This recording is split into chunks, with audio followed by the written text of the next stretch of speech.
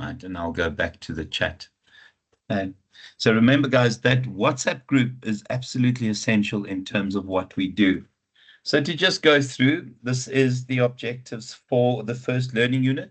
You would also see that I've shared the link for the YouTube channel, the overall YouTube channel, where every single one of the learning units is already covered by a recording. Now, unfortunately, this has been quite a big change in the textbook. So, some of this might not be, some of the stuff might not be relevant, and we'll make brand new recordings and we'll populate it with the current recordings as well.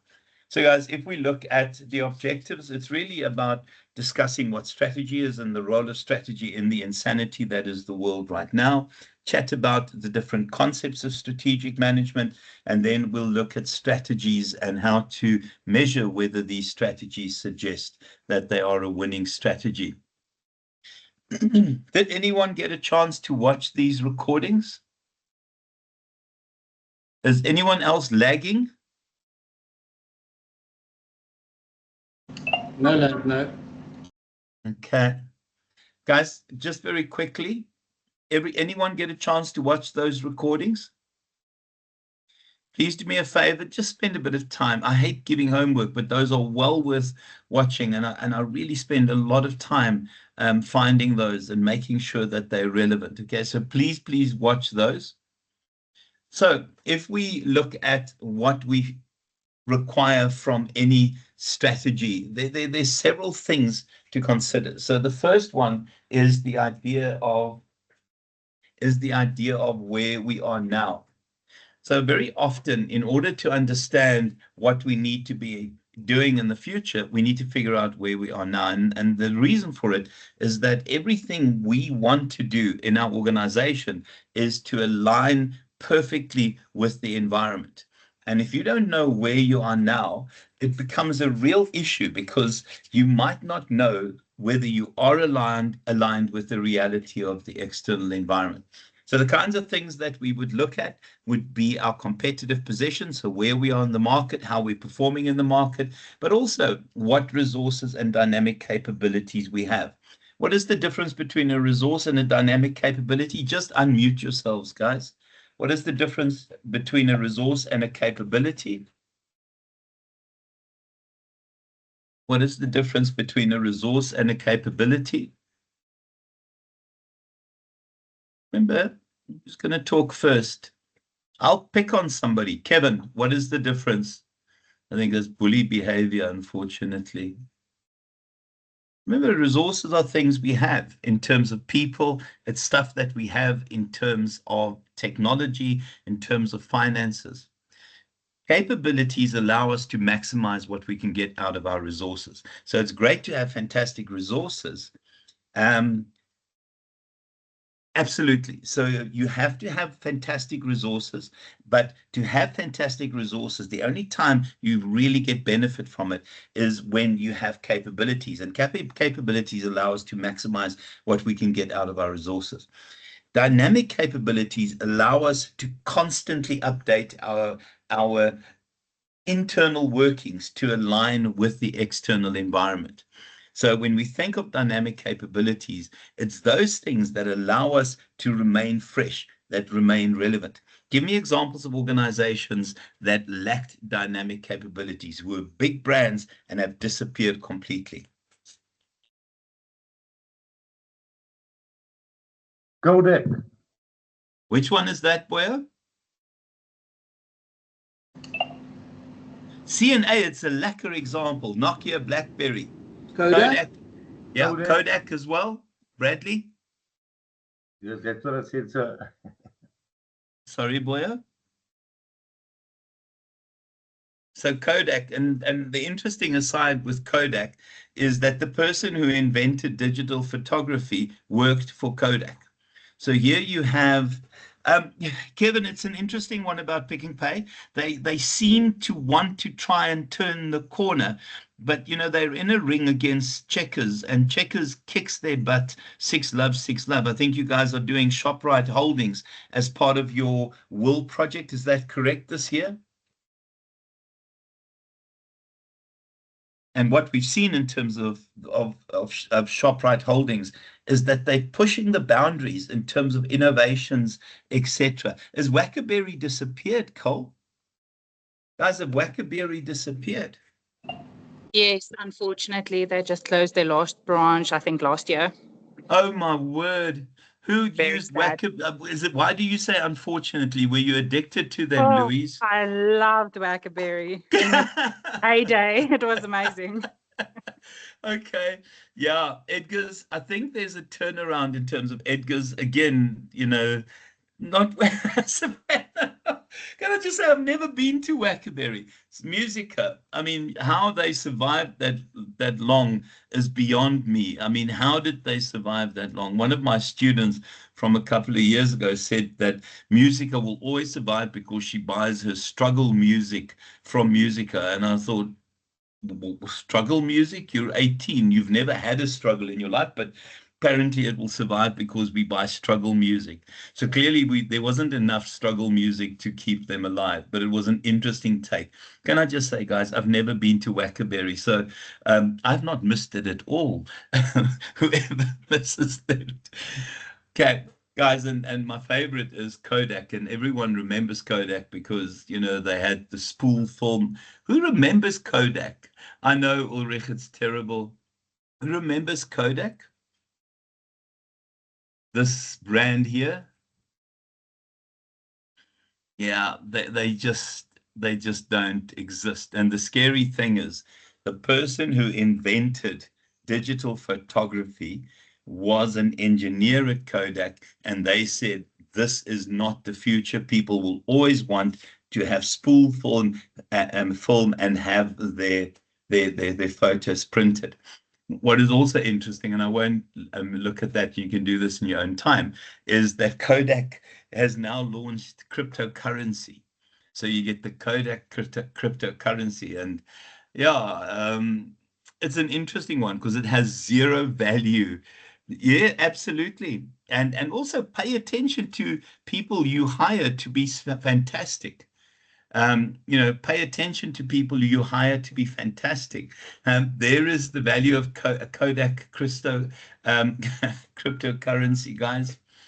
I'm not sure what to say about that. Yeah, Kodak coin today, zero value. It's an interesting aside, and it's a sad collapse of something that was major. Guys, in terms of companies, there are companies that are able to reinvent themselves. I mean, I think Netflix started off as a company that used to deliver videos to you and DVDs to you. I suppose some of you won't even know what a video is because you guys are so young and would never know what a VCR is. But Netflix used to be a mail order service for videos that would be delivered, and you would yeah, Liesel, I lived with that stuff. But we've got people here who will at some point, when I teach this, will not know what a VCR is. What is interesting in terms of them is how Netflix has reinvented itself to be this major online streaming service. But those are companies that reinvent themselves.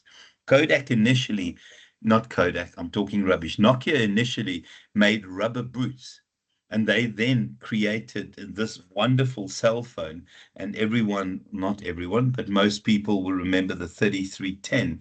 And in mid 2000s, they had 40% of the market share. In 2025, they have less than 2% of the smartphone market share. Guys, and then just it's about meeting your customers' expectations. And then the truth is making sure that you understand what's happening in the environment and aligning yourself. Now, every time I do the following, my students hurt my feelings by making horrible comments about here goes Picasso again. So you guys are most welcome to do the same thing. Just what I need to tell you is I take my art incredibly seriously. But there's this, and guys, this is a mess, so don't think this is going to be absolutely still indestructible, Savannah. Let me just see where it is. I think if we think of the insanity that is the environment here, and if we think of the business over there, there are two elements that are important. Will be moments in time where your resources and your capabilities will perfectly match the environment. And we talk about strategic fit. It is that purple patch. It is like hitting the sweet spot in a cricket. No, we shouldn't talk about cricket because South Africa lost today, again, in a ICC competition. That strategic fit is important because it's that wonderful moment in time where everything is in harmony. Strategic flexibility is where we maintain strategic fit over time. So as this changes, our organization adjusts to remain aligned. And it's this magic bit where you have these dynamic capabilities to keep you aligned. If we then look at the current performance, there are lots of performance measures. Who remembers the balanced scorecard? Have you guys done stuff on the balanced scorecard previously? Have you done stuff on the balanced scorecard? Yeah, so the modern measures of organizational success, and I can tell you now, some of you will be working in companies that use these measures, and it's the idea of measures of finance, measures of customer, measures of internal business processes, and measures of learning and growth. Now, finance would be return on equity, return on investment. Customer would be overall customer satisfaction ratings. Internal business processes would be those that promote productivity, and learning and growth are those things that allow you to transform your organization in terms of employment equity requirements, but also it's about innovation and pushing the boundaries in terms of technology. And we use those as measures of success. The second bit is where we want to go. Guys, what is the overarching objective in an organization? And please, please, please, please do not say profits. What is the single overarching thing in an organization? Sustainability. Sustainability. And how do we get to sustainability? It's a good answer, Bradley. It goes a little bit above sustainability. There's a single thing. It's an objective. It's this overarching magic objective. Not sales. Sales will form part of it. Stakeholder happiness would be part of it. Guys, Turning a profit? turning a profit is part of it. Guys, it's your vision. Go for it, Chris. I wanted to say vision. Thank you. Okay, that's 25% extra on your first assignment. Well, You've done. I'm writing it down and record it. I feel like Oprah. You get 25%, you get 25%. Okay, that inflation, I've been giving 30 recently. So the overarching objective in every organization is a mission statement, and what's a vision statement. And what's magic about a vision statement, it focuses your attention. So every time you take a decision, every time you allocate a resource, every time you prioritize a specific event in terms of your organization's success, every time we look at the values that address wealth creation among stakeholders, and that's an important definition of modern competitive advantage. I mean, interesting enough, if we look at Eskom and why Eskom is in the mess, at some point they were negotiating the purchase of property, so it made them estate agents. They became a bank lending money to the Guptas. They then became their own supplier via the Guptas. And it's just an indication of when you lose sight of your vision. Can I just check, and you're not allowed to cheat here, who knows their company's vision?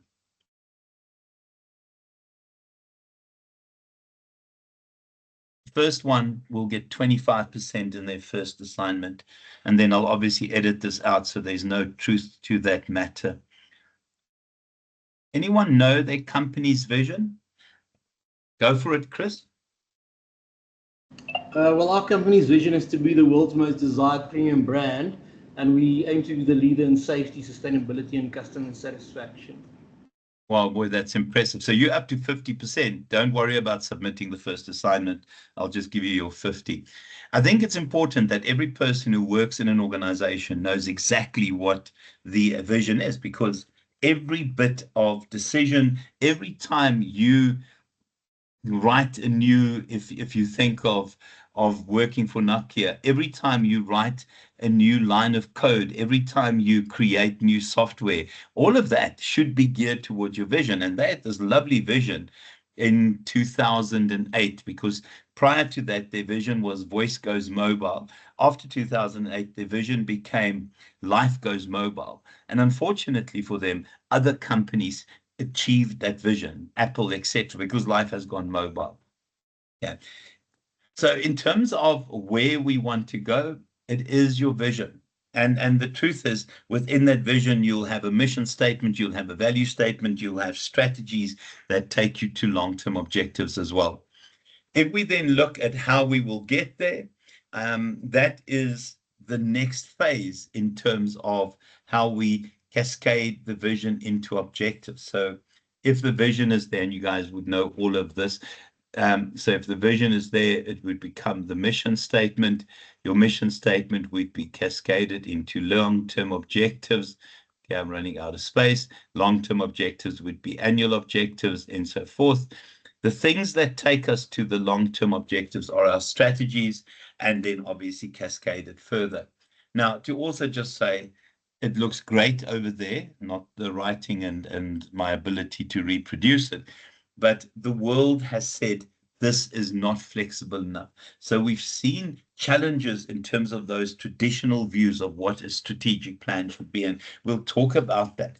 So the impact in terms of your values, and we'll talk about that when we get to Learning Unit 3, I think it is, and also how leadership and the organizational culture allows you to make those strategies a reality. And then finally, it's the auditing mechanism to check how we're doing, because you want to know whether you're on track. And in terms of the traditional thing that I've drawn there, the rule is if you achieve all your operational objectives, you will achieve all your annual objectives. Achieve all your annual objectives, you will achieve all your long-term objectives, and you should be moving very close to your vision. So in terms of strategy, where it is now, so the first thing we need to remember is that we operate in a VUCA environment. Has anyone come across the term VUCA previously?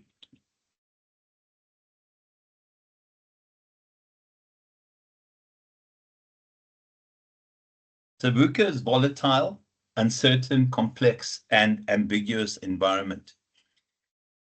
I think we are seeing this play out in front of us at the moment, and I might have mentioned in our first class that our theme for this year for the honors research is 2025 on the cusp of a new world. And I really believe that, because the insanity that is Donald Trump, the threats of the tariffs, the Doge cutting departments, I mean, just literally cutting US aid, all of that makes this environment heck of a volatile. There is such uncertainty as to where we will go in the future. I mean, we don't even know how we will fund some of our AIDS programs, because we now forego AGOA. And it's ambiguous, and I'm not sure that I've shown you guys this one. Now, remember, you have to compliment me on my art, because I take my art incredibly seriously. But did I share with you the volcano that exploded and the knock-on effect, and ultimately fruit and flower packers losing their jobs in Cape Town? Have I showed you that one before? In 2011, clearly I haven't. The volcano exploded. Oh gosh, this is a serious volcano. I mean, you can imagine this. I can feel the heat. Exploded in Iceland. Now, in Iceland, you have a volcano that doesn't have any valves in it. Explodes. That explosion had gas clouds settle over the UK and Europe. Those gas clouds grounded aeroplanes, which couldn't take off. because those aeroplanes couldn't take off. It's not a very good aeroplane. I wouldn't fly in it myself. But because aeroplanes couldn't take off, fruit and flower packers in Cape Town were getting retrenched. Now imagine you're a fruit and flower packer in Cape Town, and someone says to you, the reason you've lost your job is because a mountain exploded a couple of 1,000 miles away. It is so difficult to see the connects in the modern environment. The knock-on effects are not obvious. So when we think of ambiguous, we don't see the potential of that kind of connect. I mean, who considers that insane? A mountain explodes in Iceland and fruit and flower packers get retrenched in Cape Town. Imagine telling an unsophisticated person that the reason you've lost your job is because something exploded a couple of 1,000 miles away. Any comment about that one, guys? Is it insane? Because there's no logic to it whatsoever.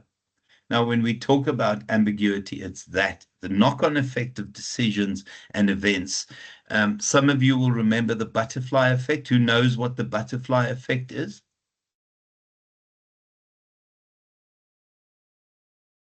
Butterfly effect. Go for it, Carolyn. Is it Carolyn or Caroline? It's Caroline, sir. Oh, sorry, I'm Afrikaans, so I'm going to stay behind that reason. Go for it, Caroline.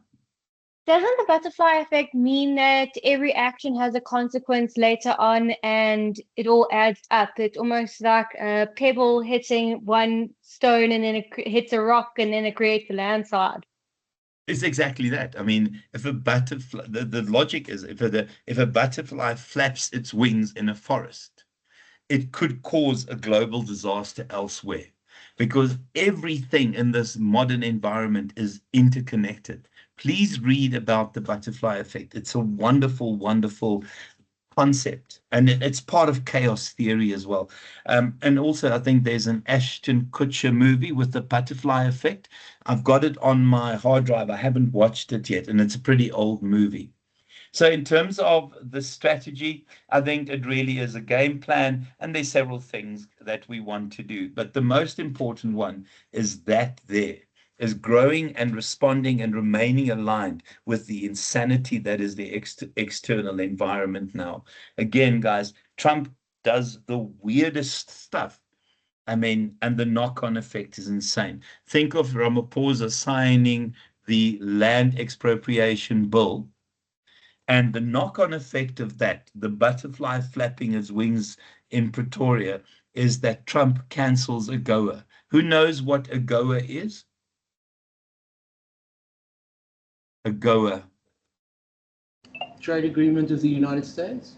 Yeah, and what does it give us? I'm actually not sure if it's agriculture. No tariffs in terms of imports? Isn't it medical financial aid? Exactly that. So we fund about 20% of our HIV research in that, and also HIV meds. But it also is that it guarantees no tariffs in terms of exports, and also agreed certain levels of export. And that's gone, guys. That is gone because Ramaphosa, the butterfly, it's not a very bright butterfly, this one, signs the land expropriation bill. Trump's response is that he cancels AGOA. We do not know the knock-on effect of our decisions. It's a scary one there. And then, guys, in terms of the rest here, I think when we look at strategic decisions, it's always going to be the long-term direction. What can we, in terms of a world that's gone insane, consider to be long-term? 20 years ago, I used to do strategic plans for organizations, and we would plan 5 years into the future. What is long-term now? With how insane the world is. I don't think long-term is longer than 1 year. Or is that me being a little bit naive? Imagine you had to do a strategic plan for your organization now. How far into the future can you actually predict? I agree with you, Taylor. It's not more than 3 years, because a lot can change in a year. I mean, we know that. I mean, look at what, and I don't want to go back to COVID because I had enough of COVID, but COVID changed the entire world at a moment's notice. A lot can change in a year. Wait till the NHI bill gets signed or into act. I promise you, our lives will be disrupted completely. I mean, we can't even balance a budget at the moment because they wanted to pump VAT by 2%. The knock-on effect of VAT by 2% is impoverishing people to unbelievable extents. The knock-on effect cannot be predicted anymore. Guys, and remember, for me, everything is geared towards a vision, and it highlights the importance of the vision, because at least the vision is something stable. It gives us our ambitious future. For me, a good vision is both inspirational and aspirational. It inspires people to aspire to be fantastic.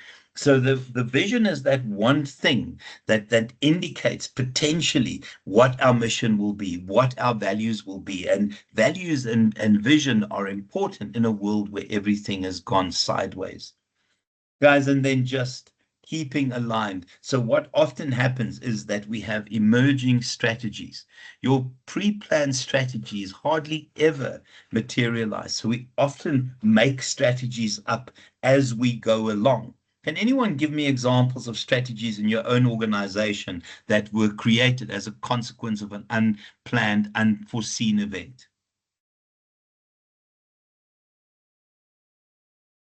And remember, what happens on this group stays on this group, also on our WhatsApp group. Anyone think of a strategy that was created because there was some unanticipated event? Strategies due to COVID, maybe? Oh, absolutely. I mean, we had a company that because I'm in Pietermaritzburg, guys. We had a company in Pietermaritzburg that used to manufacture car seats. They repurposed themselves and they started manufacturing PPE, protective gear. One of my favorites is that the staff at the New York Library were going to go on unpaid leave. And one person had this bright idea of using their 3D printers to print face shields. And all of a sudden, they found a new purpose.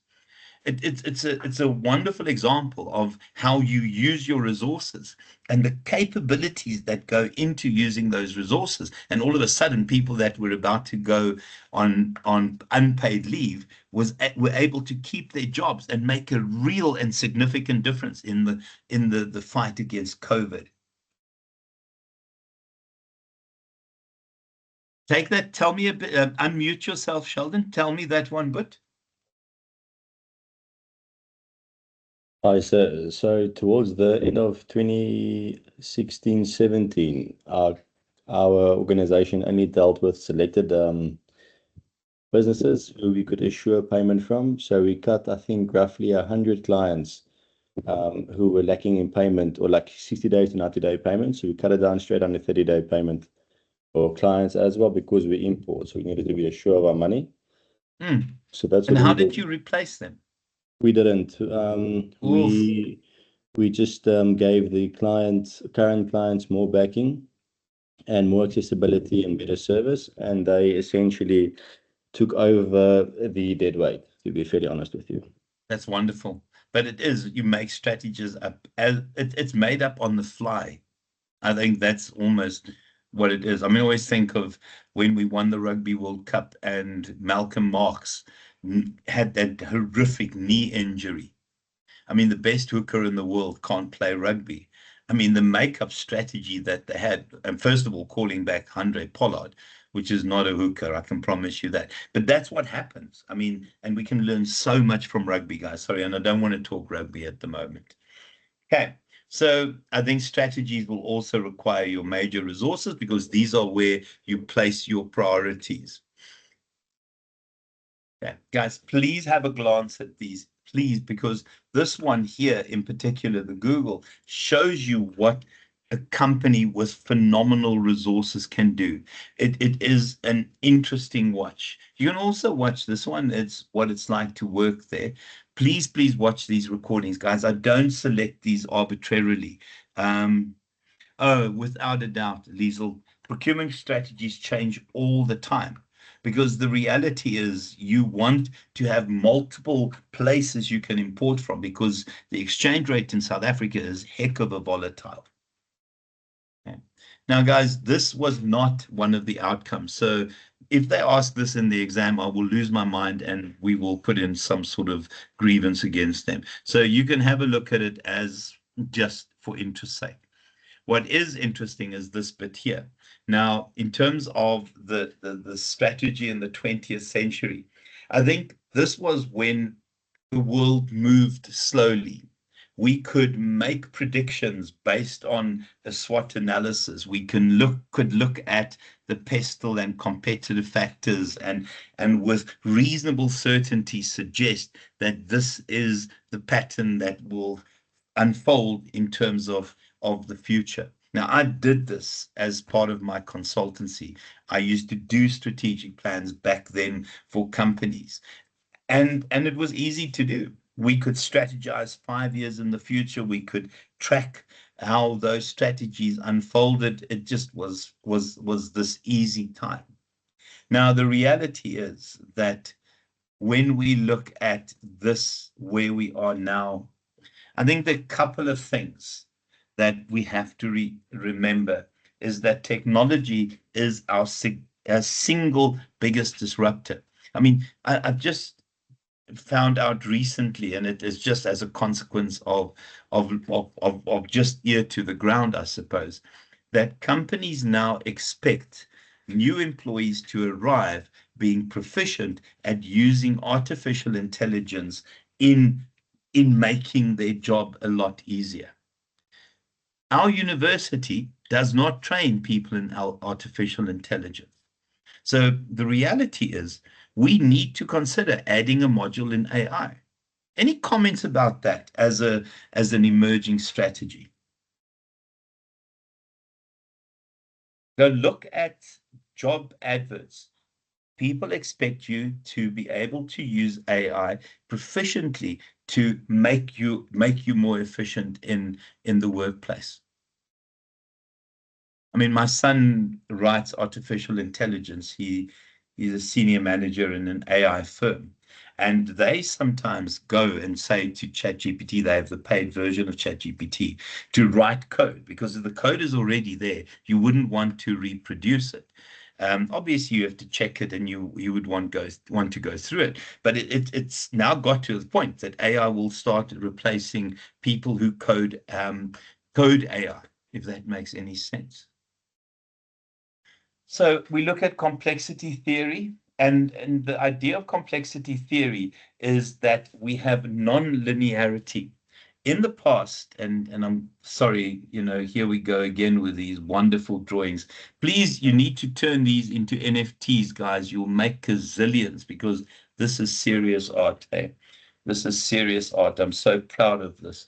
So when we think of traditional ways that strategies would unfold, is that it was predictable. Do this, then that would happen, then this would happen. When you work with complexity, there is not a linear unfolding of events. I think there is literally to and fro and moving from different angles and parallel. It becomes this complex thing, because there's so many knock-on effects and so many elements that change as a consequence of that. I mean, again, Ramaphosa signs a bill and we lose a goer. Who could predict that, guys? Be honest. Could you predict that? You'd have to be a clairvoyant to predict that. There's no way we could even imagine that is possible. Afrikaans farmers, because of farm murders, get free access to America. You know, so they're trying to attract them. It was quite interesting, a bunch of Afrikaans farmers. And remember, ek is Afrikaans, so I can say whatever I want about Afrikaners. Went and marched on the union buildings, and they were wearing MAGA T-shirts. But their MAGA T-shirts went, "Make Afrikaners great again," which is quite clever. And now all of a sudden, because of whatever, Trump has said, no, ons kry julle Afrikaners, julle kom by ons bly, and coming to stay with us. So we can't predict. It is complex. It is insane. Anyone use AI extensively in their own business?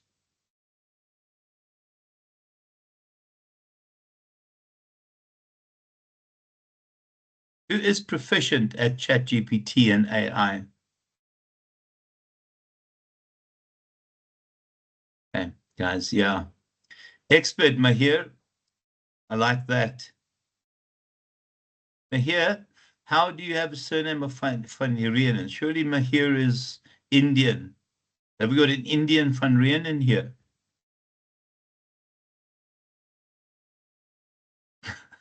Mahir is Arabic. Oh, and Van Rienen is Afrikaans. Thanks, boy. Didn't mean to offend you. Okay, so guys, in terms of that, we also have these geopolitical forces. I mean, yeah, look at the global impact that little argument between Trump and Zelensky. And it's not an argument, it's a hatchet job. It was two bullies waiting to threaten somebody who was there in good faith. I don't know if anyone watched the way that unfolded, the so-called interview and discussion. And then they kicked Zelensky out of the White House. Guys, Zelensky is a hero. The other two are scoundrels, in my opinions. I'm not allowed to say scumbags on a recording, so I won't. But they are absolute scoundrels. Okay. Yeah, I agree, Christine. I can't stand those people. So, in terms of these geopolitical forces, I think we have already seen the response from Europe having to supplement all the stuff that was cancelled by Trump, which was in the process of being delivered arms to to the Ukraine. The problem is he has simply just overridden a Congress decision, and I don't think he has the authority to do that. But I think, yeah, somebody described him as an orange Cheeto. There was another expletive, but that expletive I definitely can't use in class. So in terms of what organizations need to do is they need to get light on their feet. They have to be adaptive. They have to be flexible. They have to reinvent themselves all the time. They have to question their business models. They have to make sure that they have these blue ocean strategies available and that they work on blue ocean strategies. Now, I don't think you guys have come across blue ocean strategies before, have you? Anyone heard the term blue ocean strategy? Are you referring to the blue ocean and red ocean strategy? Yeah, but that one, who said that? Chris, where did you guys see that? At work, we sort of went through that. Very cool. That's impressive. Anyone else know about this? So when we have red ocean strategies, it really is an organization. Okay, oh, that's cool. It's an organization that enters a feeding frenzy. So red ocean strategies are when you have tons of competitors. I wish I could draw little fish, but I'm not going to even attempt that. You have tons of competitors in that environment. And these guys are dog-eat-dog style approach in terms of their marketing and the way they attack and counterattack each other. So red ocean would be companies that enter existing fairly saturated markets. So you compete on the basis of price and advertising, etc. Give me examples of companies recently that have gone into a red ocean environment and survived. South African companies.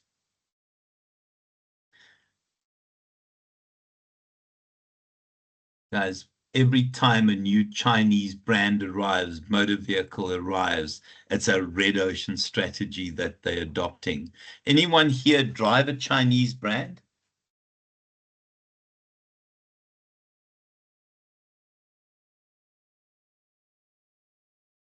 You don't have to be embarrassed, guys. They're good vehicles now. So not a single person has a Cherry Mahindra, which is Indian. Okay, but Mahindra came into an existing very busy environment. Yeah, Mahindra is Indian. Anyone else? Okay, that is impressive, because I think normally there'll be a lot more people. Now, also think of Pep Home. I don't know if you guys know what Pep Home is. Pep Home got into that kind of furniture accessory environment, and they're surviving. I think possibly the best example was when Mr. Price clothing was launched. They got into a red ocean market, a feeding frenzy, and they've survived that. Pick and Pay Home as well, 100% Savannah. I think when we think of blue ocean strategies are when you create new technologies, and you often act as a pathfinder. You are the first person in an industry. So when Google wrote their first algorithm and launched it, nothing similar had ever existed. When ChatGPT launched its AI, nothing before could even compare with that.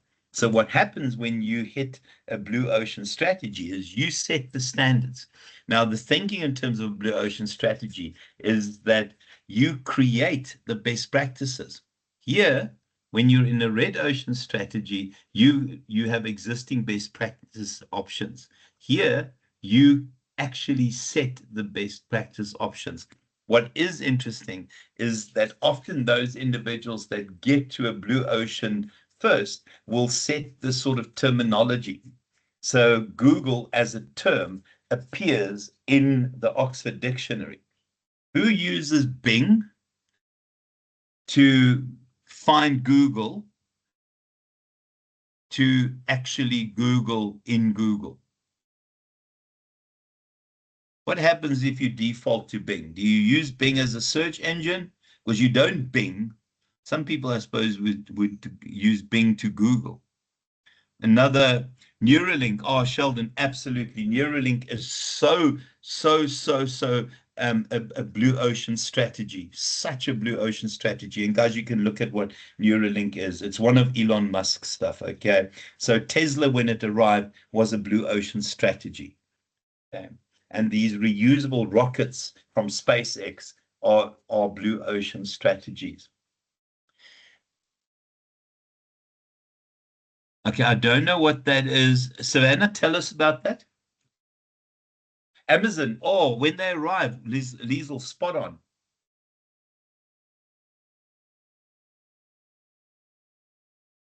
What's EcoFlow, Savs? Oh, very cool. Very, very cool. Quite like that idea, actually. Okay, so in terms of the oldest blue ocean strategy that became the standard terminology in an industry was this one here. Now, your grandparents would use this term, you won't use this term. Who has heard their grandmoms say, we are going to hoover the house, going to hoover the carpet? Yeah, you use vacuum. You guys are these modern people that use vacuum. Anyone still say hoover? You say vacuum. Caroline, do you guys say hoover? So you've never heard someone say, I'm going to hoover. Go for it, Caroline. Sorry, so my grand did say it, but I grew up with my mother rather saying vacuum instead. But I have heard it quite a few times. And hoover appears as a word in the dictionary, which means you clean the carpet, but Hoover is a brand. And I quite like that because it's one of those early blue ocean strategies. You guys have heard the term hoover though before, that it means to vacuum. Okay. Guys, and then just these blue ocean strategies allow you, because of your disruptive approach to innovation, to get there and set the standards in an industry. And then you can see, and we'll talk about stakeholders. And then lastly, the new way, it is about AI in business. Guys, Varsity College has given us a chance to attend AI courses, which I am taking, making it use of. Guys, in terms of AI in your assignments, I'm happy for you to use AI to find resources, etc. So Research Rabbit or SciSpace. I'm happy for you to use AI in the way you would use YouTube. I have no issue with that. But the moment you ask AI to print out a set of results and you copy that into your assignment, I will give you 0. And I hate doing this because I hate being negative. You are not allowed to copy from an AI and simply reproduce it. Guys, I will know when you've used AI. Please, please, please, let's not get into the situation where I've got to report you and we have freaking disciplinary action and it irritates the living daylights out of me. And the other one is big data. So what my son does is he writes AI to deal with big data. I mean, they write AI that will deal with billions of data points. I mean, some of the projects they involved in is writing AI to optimize the delivery of cell phone signals, writing AI to optimize the delivery of water and preempting that there might be a disruption in the water and the rerouting it. It's an astonishing way of promoting efficiency. Okay, so these 5 P's of strategy, please NB this. You may see this in the exam. Okay, you may see this in the exam. To also just say, I lecture the full-time classes, guys. So I will share that test with you guys to write as part of our prep going towards the exam. There will be other tests that I share and that I would expect you guys to write, and we'll work on them together on the group and share answers, etc., so we can get exam ready. The one thing I do promise you, and I've been able to maintain this record, I generally get about 80% of the exam papers. So the moment the exam case studies are released, I will start reading them and I'll start putting questions together. I'm pretty good at predicting those exams, what will be there. So guys, strategy is plan, old style. This is your strategic plan. It is not relevant anymore. You cannot do SWOT analyses and write strategies that capitalize on strengths and opportunities and counteract threats and weaknesses. The world doesn't work that way anymore. The second one, strategy as position. This is your Porter's generic strategy. So when we think of strategy as position, it is making sure that you position your products and services within a particular market. So here we talk about outside in. So the focus is very much on making sure that we have competitive intelligence about what's happening with our customers, with our competitors, etc. And then strategy as perspective. I think the rule is that the past is a good predictor of the future. So what happens is organizations create this organizational memory, and that organizational memory will often guide how we strategize in the future. So it talks about inside out. So we take our resources and our capabilities and we stretch them into the external environment. Again, that's good if you have a positive learning environment in terms of your perspective. The danger is when you fall into, and it's something called a success groove. Nokia did business in a particular way, and they became so good at doing business that they believed the candy bar design phone, the one with the buttons, will be around forever. At a time when we saw that that Apple had already launched their first touch screen. Who still has a phone with buttons? If I asked this question 20 years ago, everyone had a phone with buttons. Guys, and then strategy as ploy. Strategy as ploy is a bit like a game plan. It is a misdirection. I think all of you know that magic isn't real, but when we have a strategy as ploy, what we do is we misdirect our competitors' attention in a particular area while the real strategy unfolds elsewhere. You can see the example that I've given there. And then strategy as a pattern. When I say Mercedes-Benz, what are the words, the terms that come to mind? When I say Mercedes-Benz, what are the terms that spring to mind? Old man's car. Old man's car. I was hoping for luxury, Formula One, AMG, exclusivity, Chris, old man's car. Okay, but I think there's some G-Wagon. Geez, today you guys have some serious taste. Isn't a G-Wagon something like 5 million rand? But we know that when we say Mercedes, that we have this expectation that they will have a differentiated strategy. And in truth is we have this approach to everything we do in Mercedes. Where did Mercedes get it wrong? Where did they launch something that said the opposite of luxury AMG F1 exclusivity? I'm not going to copy Chris's old man's car. Where did we see them break that strategy and it bombed completely? Maybe they Bucky. That awful Bucky lasted 2 years. It was a Nissan Navara, so it wasn't even a Mercedes, but apparently engineered to the standards of Mercedes. It was a load of horse manure, guys.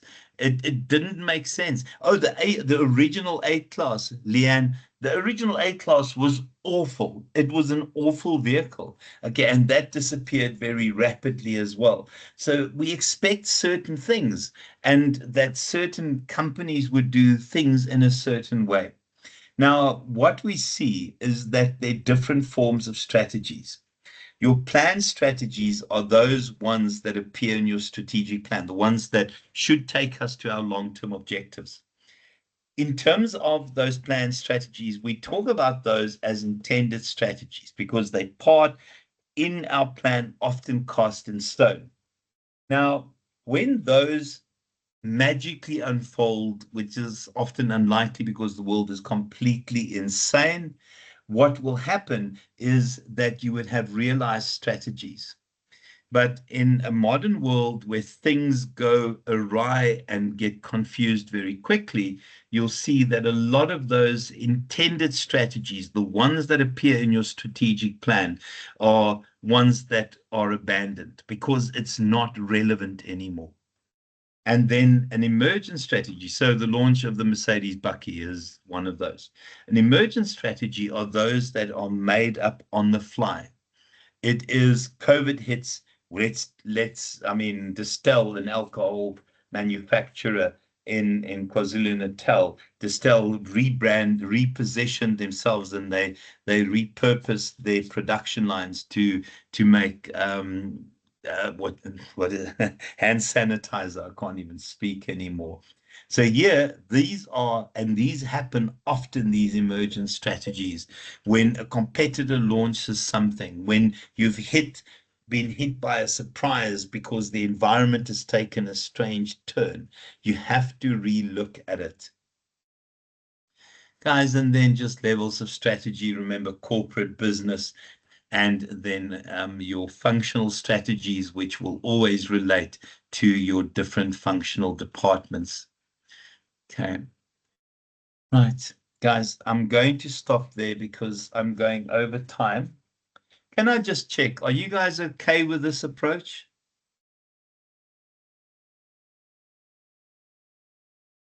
Okay, I like that. Thank you, Keaton.